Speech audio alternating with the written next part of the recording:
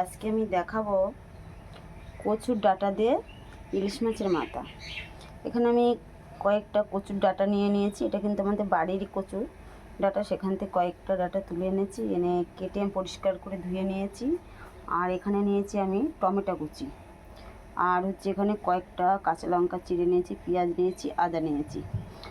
আর এখানে দুটো ইলিশ মাছের মাথা নিয়েছি, ভাজা করা ইলিশ মাছের মাথা, মানে এনেছিল কাল রাতে, তাই সে দুটো আমি ভাজা করে রেখে দিয়েছিলাম। দেখলাম কি একটা করব, তা সকালে আজকে কচুর ডাঁটা দিয়ে ইলিশ মাছের মাথা রান্না করি।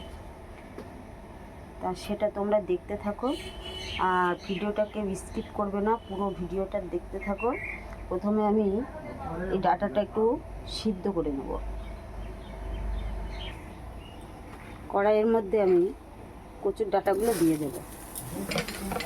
এটাতে কিন্তু সিদ্ধ করে নিতে হবে, কারণ একটা কচুটা গাল ধরার ব্যাপার থাকতে পারে, তাই একটু ভাবতে নেব যাতে কচুর ডাঁটাটা অনেকটা নরম হয়ে যাবে। তাতে কিন্তু এর মধ্যে একটু লবণ দিয়ে দেবো। লবণটা দিলে কি হবে, একটু নরম হয়ে যাবে। আর একটু হলুদের গুঁড়ো দিয়ে দেবো। এবার এটাকে ভালো করে নাড়তে থাকবো। আমি কিন্তু এতে এক ফোঁটাও জল দেবো না। এই সিদ্ধ করার পরে এর থেকে কিন্তু জল বার হবে।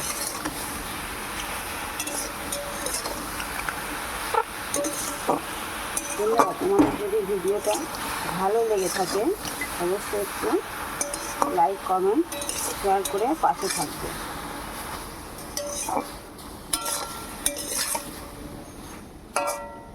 এখনই কেমন একটা জলে, দেখো জলটা বার হচ্ছে কচু থেকে। এই কচুর ডাঁটাটা কিন্তু সেরকম অতটা গাল ধরবে না, কারণ রোদের দিকে কচু গাছগুলো থাকলে সেই কচুটা অত গাল ধরে না, কিন্তু যদি ছামার দিকে থাকে, মানে ছামা টাইপ, সেই কচুগুলো গাল ধরে।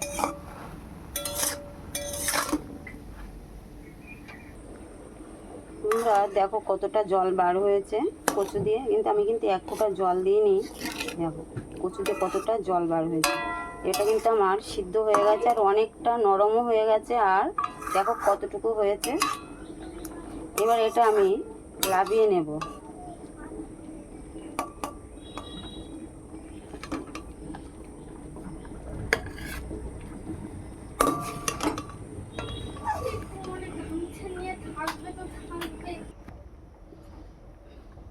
এবার কড়াইয়ের মধ্যে একটু তেল দিয়ে দেব।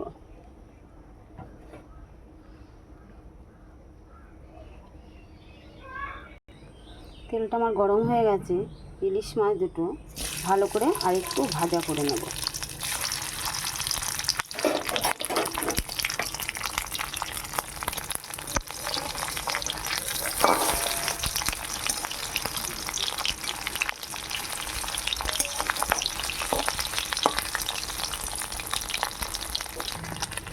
ভাজা হয়ে গেছে, লাল লাল করে ভেজে নিয়েছি।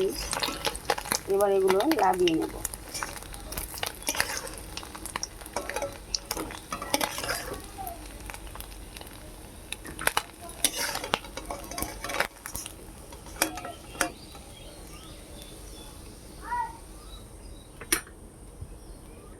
ওই তেলের মধ্যেই এবার কয়েকটা জিরে দিয়ে দেব,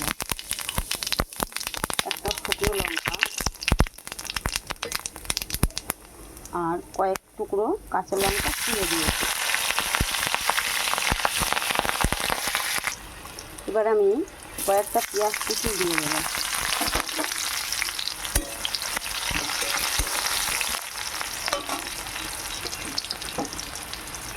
এবার কয়েকটা টমেটো কুচি। এবার অল্প করে লবণটা দেব। আগে কচুতে দেওয়া আছে লবণ, তার জন্য একটু অল্প করেই দিলাম। আর একটু হলুদের গুঁড়ো দিয়ে দেবো।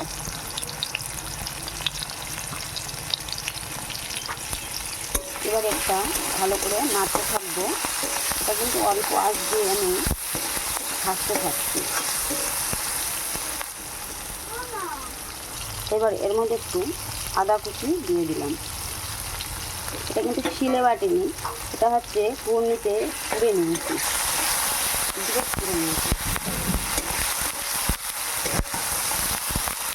তো এটা আমার একদম নরম হয়ে গেছে।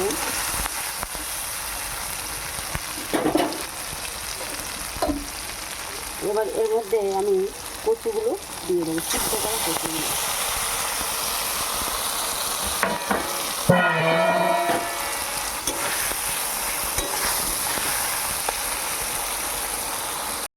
এবারে মাছের মাথাগুলো এর মধ্যে দিয়ে দেবো,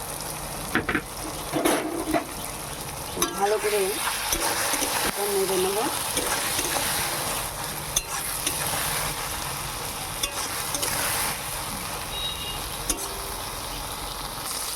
এইবার আমি একটু হালকা করে একটু চিনি দিয়ে দেবো।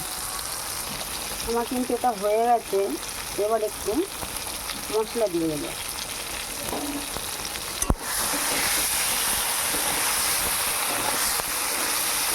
বন্ধুরা, ভিডিওটি যদি ভালো লেগে থাকে কমেন্ট করে শেয়ার করে পাশে থেকে।